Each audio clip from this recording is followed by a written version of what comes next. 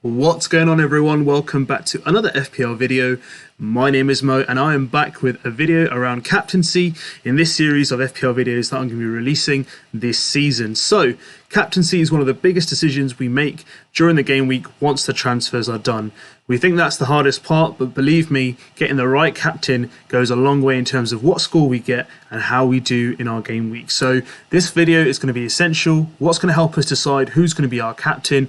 What stats we're going to look at? Is it going to be like an inkling or like a thought at the back of our head that's going to say, let's go for this option where I'll get the most points? Because the aim is to get the most points from your captain to help you get the better rank during the game week and help you boost your overall rank, which is our objective to win the FPL League. So if you guys want to know how to get the best captaincy option for this game week, stay tuned. But before that, before I get into all the content for this captaincy video, hit that subscribe button if you like what you see and you want to be part of the FPL series that I'm going to do this season. And in addition, if you like the video, give us a like too. So before we get into anything in terms of what candidates I've chosen, the video is going to go around the following kind of format. So I'm going to give you two options where I believe that these are the best two captaincy candidates. And then I'm going to give you one candidate who I believe outside the box could be an alternative for you to select if you want to go against the crowd, which looks the common or kind of like the most obvious choices for captaincy. Because sometimes going against the crowd might actually work for you, but in some cases, it may not work for you, so it's better to stick with the crowd in terms of what the most popular choices for captaincy are, to avoid any substantial losses in rank, and then also to avoid messing up your week, which you worked so hard for in terms of planning of what you're going to achieve going ahead. So let's have a look at game week one. Let's review it. Let's see how my captaincy option did. To be fair, if you review my whole squad, I think the best choice I've made was choosing Salah as captain, who got me 24 points, so he was my only player to get into double digits, so it actually helped my overall score and my rank. So that's the objective, is to choose the person who we believe is going to get you the most points. Now that can be based upon the following three things: A, the fixture; B, the form of the player; and C, what your personal feeling is around that player playing well in this fixture that's coming ahead. So I believe that I can give you all the background information around how well I think someone will do, or how I'd say to avoid that specific person. However, the main thing is for you to decide is what makes your team looks the strongest before you submit it at that deadline. And is this your best player for this game week to get you the most points? And if we can double that, that will help your overall rank. So that is the main kind of like focus point for us. And I've got three candidates lined up. So let's get stuck in and discuss number one. It's obvious, isn't it? It's Haaland, of course. So the most transferred player in this week so far. The price has gone up for him by 0.1 mil, which is now 11.6 mil. Now, why is Haaland so popular in terms of transfers? It's pretty obvious, right? Fixtures and how well he did in game week one. We didn't really expect him to hit the ground running so well, but after watching him, I think it sends shivers through all managers, including myself, who didn't have him in game week one. It's a shame I couldn't get the points that he achieved in game week one, which is 13, as you can see from the stats on the screen. That's my personal favourite stat, which is points per match, which I'll be using throughout this season to give you guys an insight of how well a specific player has done so far this season. Now, some additional stats in terms of expected goals. He's on 2.38, and expected assists, obviously it's on 0 yet because he hasn't had an assist in the first game. But looking at his fixtures, Bournemouth at home, it looks like such a good fixture for him to target. Now, I appreciate Bournemouth did well against Aston Villa on the first day, but this Man City's team is a different test against a Man City crowd who's going to be up and roaring, supporting Haaland, giving him all the blessings and backing. This guy just looks absolutely amazing. He's on penalties as well, which is kind of confirmed.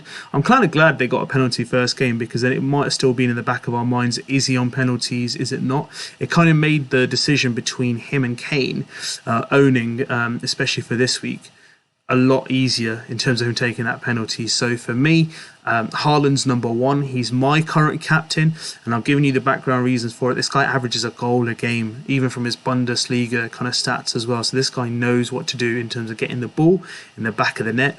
Rotation, I'm not too concerned about so early on, because the gap between the fixtures are substantial. And I think that Guardiola this season, considering Liverpool didn't do so well against Fulham in the first game, he wants to make sure he gets a good gap between him and Liverpool as soon as possible.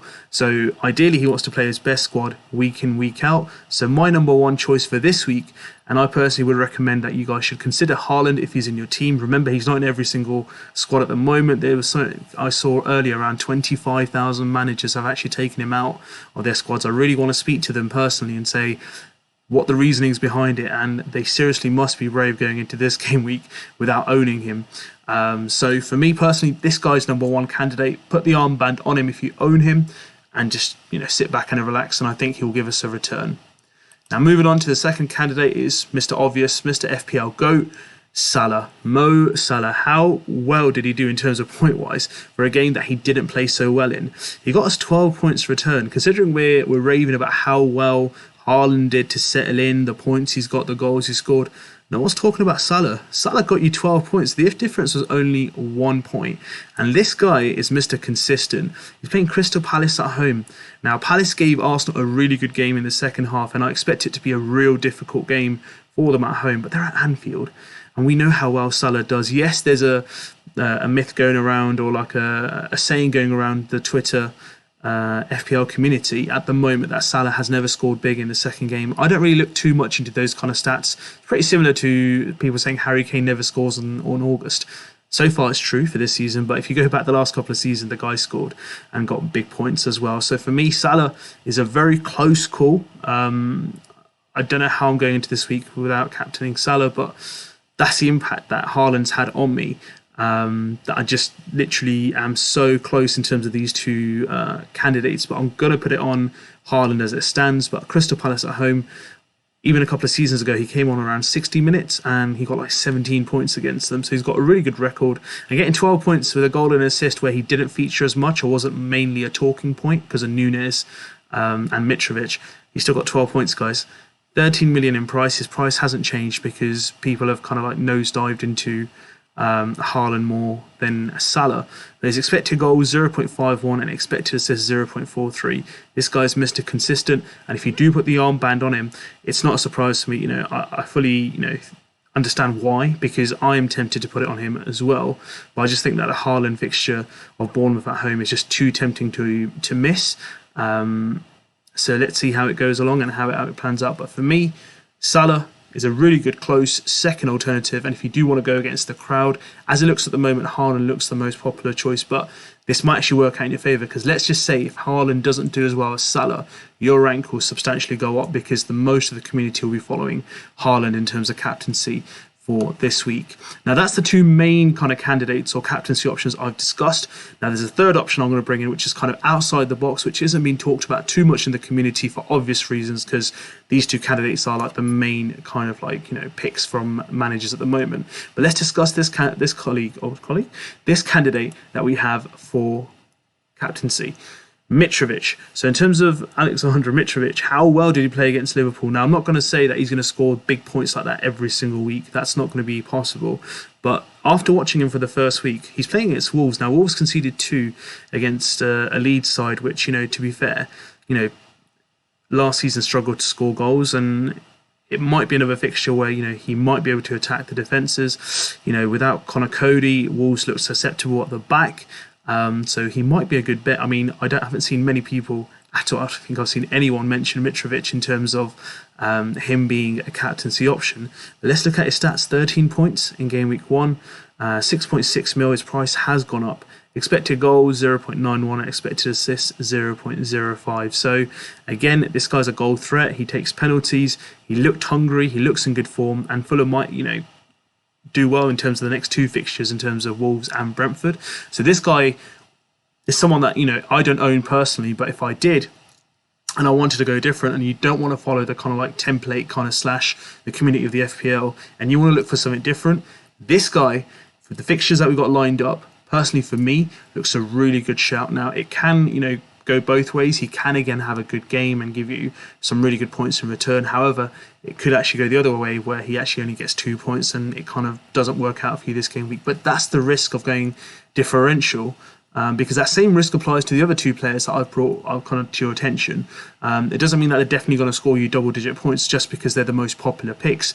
That's the beauty of FPL, because sometimes it might not be the obvious candidates or players that you think that will be the best players that week and they'll give me the highest returns. It might be a differential that gives you, that kind of extra push or nudge, which helps boost your rank massively because A, you've got the ownership of that player, and B, they do well for you and they help you, move up that ladder a lot smoother or quicker than other players who've kind of gone template-ish or played it safe and it doesn't work out for them. So that's the two things to keep in mind. Again, it's entirely your choice, but if I personally was owning Mitrovic, I wouldn't personally captaincy him, but some people like to think outside the box. So this is the content for you guys, as I want to give you some background in terms of form, his stats, generally how it's looking in terms of fixture wise as well. This guy looks like a really good candidate to think as a third alternative if you don't want to captain Salah or Haaland and you want to go against the general crowd for FPL. So that's my pick for this week in terms of captaincy. So those were the three players that are looking really set on for me for captaincy discussion. There might be someone else that you're looking at and you want to go differential. Put that in the comments section. Let's discuss it. Let me know what your thoughts are. Who are you captaining? So pop that in the comments section to let me know, and let's discuss if you have any concerns around any players or you're not sure of what to do. Let's discuss it and let's make it done. Let's get that submitted before the deadline to make sure we have the right captain, because I've been there before, guys. I think I've done the decision. I've made the right captain. Oh no, I refresh it after deadline and it's not on the right player. Make sure you get that done. Make sure you submit it, review it, confirm it, and let's move forward and have a really good week. If you guys have enjoyed the content, you guys like what's going on so far, and you're enjoying this FPL series, guys, this will be all season. So if you want to enjoy it and you want to be part of it, please subscribe. Give me the confidence to say that you're enjoying it, and I'll carry on producing the best content I possibly can and be the best manager for you guys, and a kind of like, a person you guys can, communicate with in terms of any FPL questions you may have. I hope you guys have a lovely day and evening. Keep safe. Look after yourselves and stay tuned for some more content, and we'll be back with some live streams for the deadline very, very soon. Enjoy yourself. Take care.